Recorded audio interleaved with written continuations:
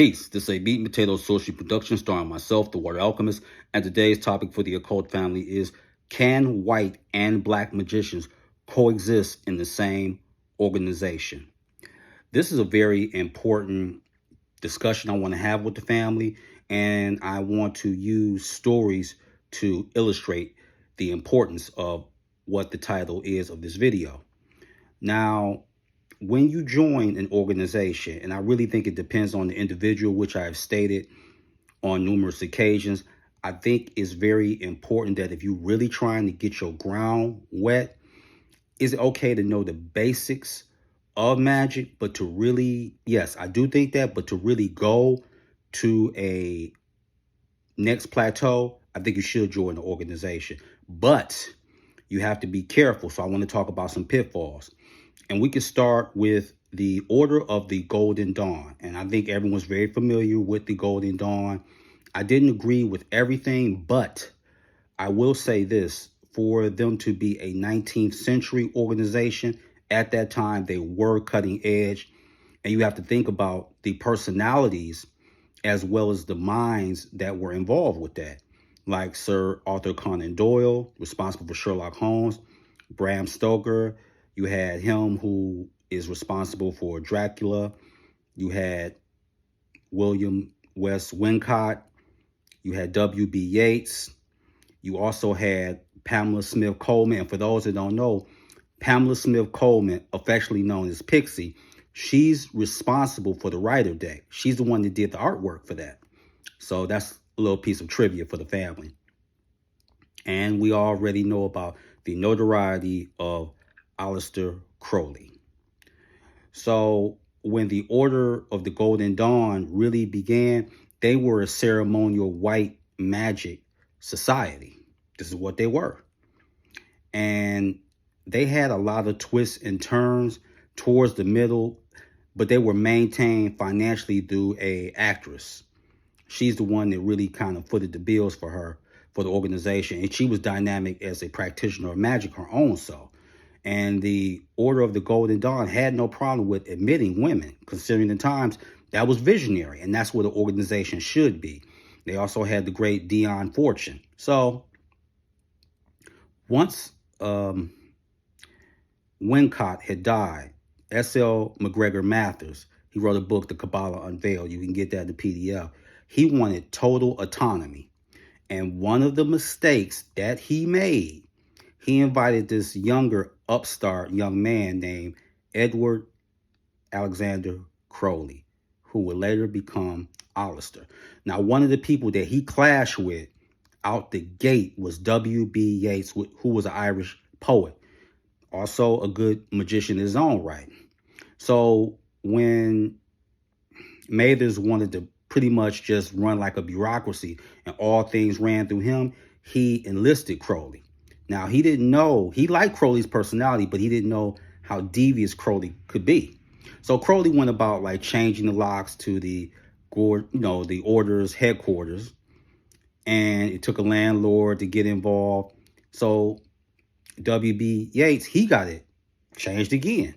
So Crowley comes back dressed in a Scottish kilt, and he had on the regalia from Kemet, and he started spouting off incantations. And there was some other magicians around W.B. Yeats. And this, I wanted to say, this should be a lesson in humility.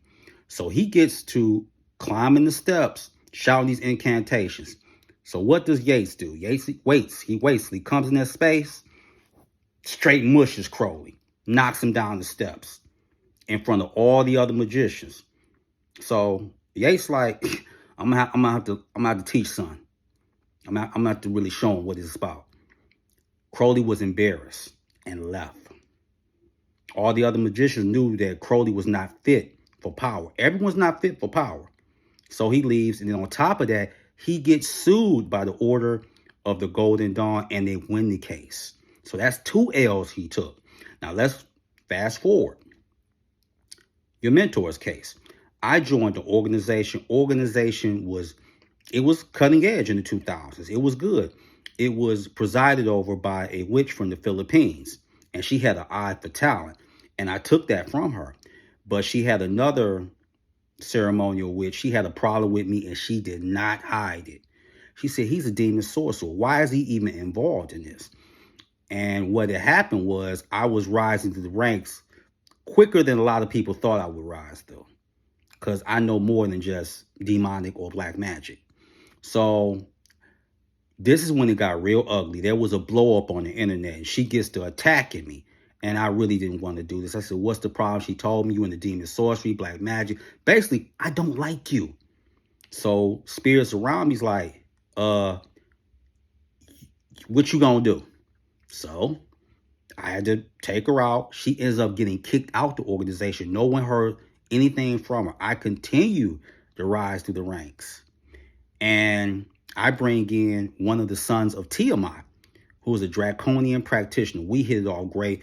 And he did good at, getting people in place. The point I'm trying to make is that in order to coexist in a organization, if it's black or white, it's going to take a lot of compromise. But usually what I've seen is a lot of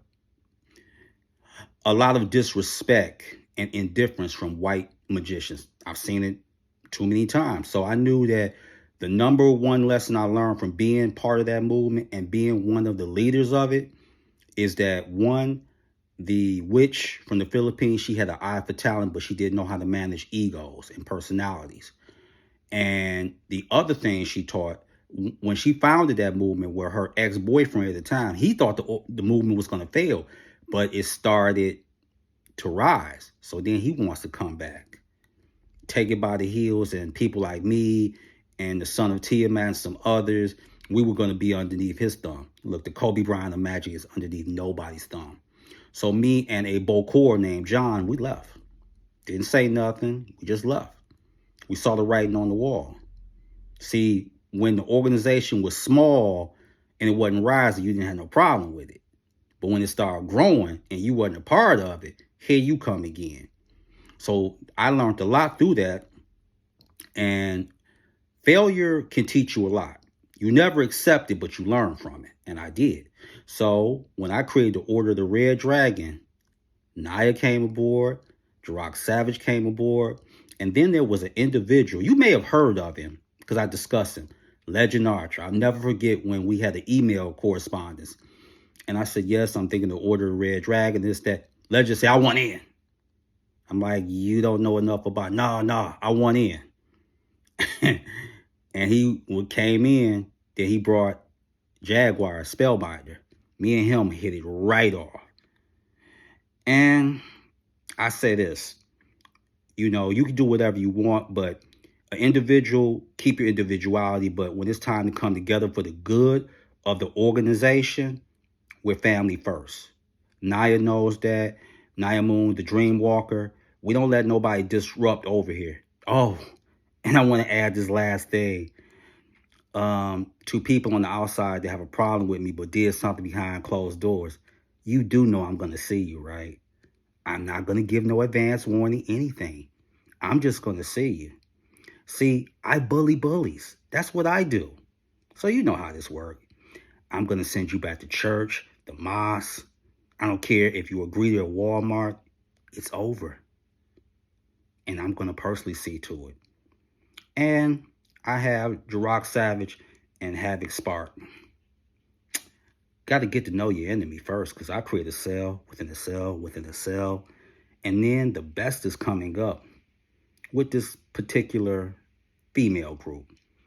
Let that little mystery keep you up at night. So when you're doing this, white and black, is it a possibility they can get along? Yes, but there's been too many stories where that just not been the case. So with that, that is your meat and potato sorcery for the day. I am the Water Alchemist. Be water, my friends. Peace.